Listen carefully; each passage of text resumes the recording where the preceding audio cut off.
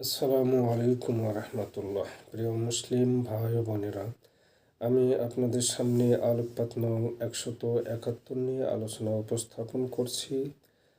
আলোকপাতটির শিরোনাম হল সমগ্র মানব জাতির হেদায়েতের জন্য নবী মুসা আলাইহিস সালাতু ওয়াস সালামকে কিতাব প্রদান প্রসঙ্গে। শিরোনাম সংশ্লিষ্ট সূরা আল কাসাস এর 43 নং আয়াতটি তেলাওয়াত করা হলো।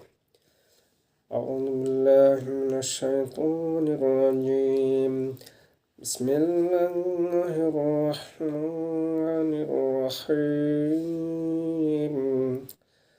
ولقد آتينا موسى الكتاب من بعد ما أهلكنا القرون الأولى بصائر للناس وهدى ورحمة لعلهم يتذكرون. সাদাকাল্লাহু আযীম। এবার শিরোনামের আলোকে আয়াতটির ব্যাখ্যামূলক বক্তব্য এখানে তুলে ধরা হলো। আয়াত 43। মহান আল্লাহ বলেন, নবী ও রাসূল পাঠানো সত্ত্বেও তাদের তাওহীদের দাওয়াতের প্রতি অবাধ্য ও জালালাপন্থী পূর্ববর্তী জাতি সমূহকে আসমানি ও জমিনে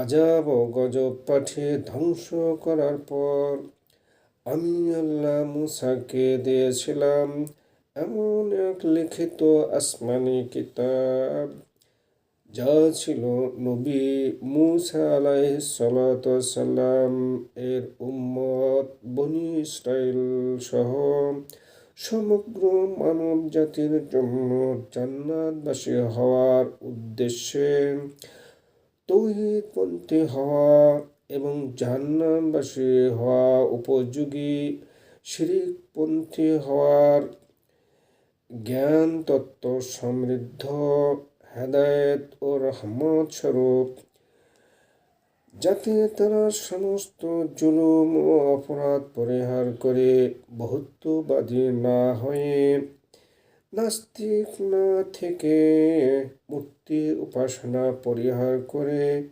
আন্তরিক বিশ্বাসের সহিত পবিত্র কালেমা লা ইলাহা ইল্লাল্লাহু মুসা কালিমুল্লাহ এর মৌখিক স্বীকৃতি দিয়ে তাওহীদপন্থী মুসলিম হয়ে যায়। আলহামদুলিল্লাহ। আসল উম্মতে মুহাম্মাদের অন্তর্ভুক্ত মুসলিম ভাই ও বোনেরা, গাফিল না থেকে রমজান মাসের সাওম ও 5 ওয়াক্ত সালাত আদায় করে চলি। মহান আল্লাহ আমাদেরকে জান্নাতবাসী করুন ও জাহান্নাম থেকে পরিত্রাণ দান করুন। আমিন।